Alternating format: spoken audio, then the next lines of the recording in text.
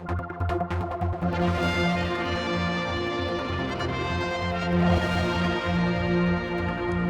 we were due to talk here with my friend on the lovely promenade of Douglas with the sun shining. Alas, in the last 2 minutes, it's now started to snow.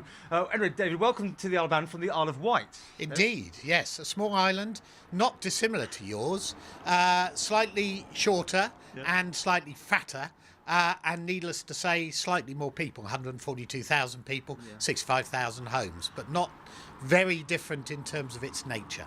Well, green by name and green by nature, that's what you come to the Isle of Man to do, to talk on the Thursday to people about how the Isle of Wight is really leading the field, I understand, on green technology and the use of power. According to the Energy Minister in the UK, I think we're the #1 sustainability project of its kind in the world. How did you get there? Lots of grants, lots of people there putting in test money to see how things work, or what? It's a very difficult financial model to get off the ground. Obviously, the very first money that ever went into the company was £20 from a local resident buying one of our greenback cards, which is a little discount card that puts money back in people's pockets for doing things green.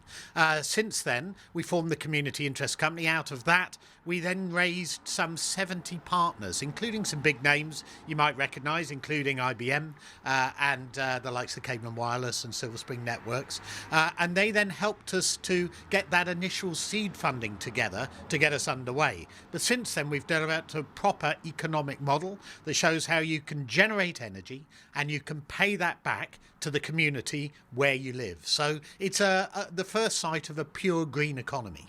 So the millions of solar panels and wind turbines down on the Isle of Wight? Well, I think the thing you've got to realise is this is a very challenging piece of work generally. It's not easy to fix this energy wheel. It's broken badly. The government are saying that there's a massive energy shortage coming down the tracks to us. Nearly a third of the total generation capacity comes offline in 2 years' time. So there's a big black energy hole. And what we're trying to do is plug it with renewables so we can see the train coming down the tracks. We don't want it to be the sight of the ordinary. We want a bright green hope at the end of that tunnel. So what we're doing is we're trying to generate from tidal, from wind, from solar PV, energy from waste, and even geothermal. We have hot rocks 2 kilometres down. We're using that as heat and using that to drive steam turbines. So we've got a lot of plans to integrate a whole range of technologies to make it work. I know you've done your homework on the Isle of Man, but we have a slightly different situation here with the Manx Electricity Authority and the cost of electricity in the Isle of Man. And also, even though the Isle of Man government has committed themselves to renewables, 15% in the next few years, it's disincentives to some degree on producing your own electricity in the Isle of Man. And I have to hold my hand up again, always on this point, because I have solar panels and it's not been an easy ride, and there's not the same sort of money back as you get in the UK here. Well, I think you have an ideal situation here. In fact, you probably have it better than they do on the mainland or on that big island. You call it over there, UK. Over there. Yeah. Because you have a government that has control over your destiny, and that's one of the problems with the regions in the UK we don't. So you could actually decide in a major way to commit to this renewable programme. You could take the economic model, you could feed that into the system, you could give benefits back to the community, and I genuinely believe that it could actually help the exchequer.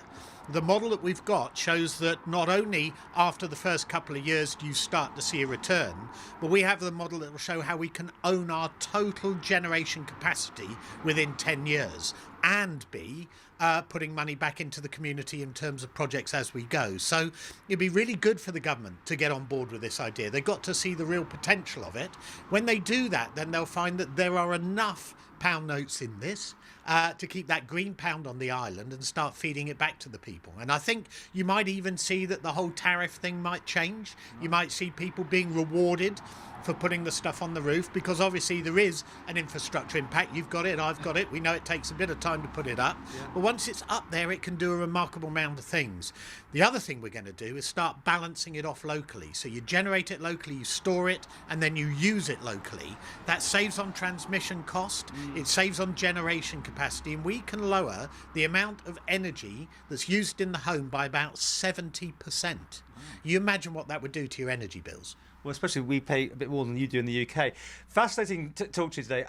on Thursday, you're chatting to anyone who wants to come along. It's a public meeting, yes? It is indeed, yes. So inviting everybody along to the hospital lecture room. Yeah. I'm sure there's information's gone out already. But I wouldn't say I am the world's authority, but we do have a remarkable model here and a tremendous opportunity to share that. Because it's a community interest company, there's no commercial axe to grind here. We're not trying to sell you anything, or we just want to spread the word. We've done a lot of work with some very, very smart people, and we now have something that we think can rival the fossil fuel generation technologies. And I think in that case, it's a bit of good news for the Isle of Man.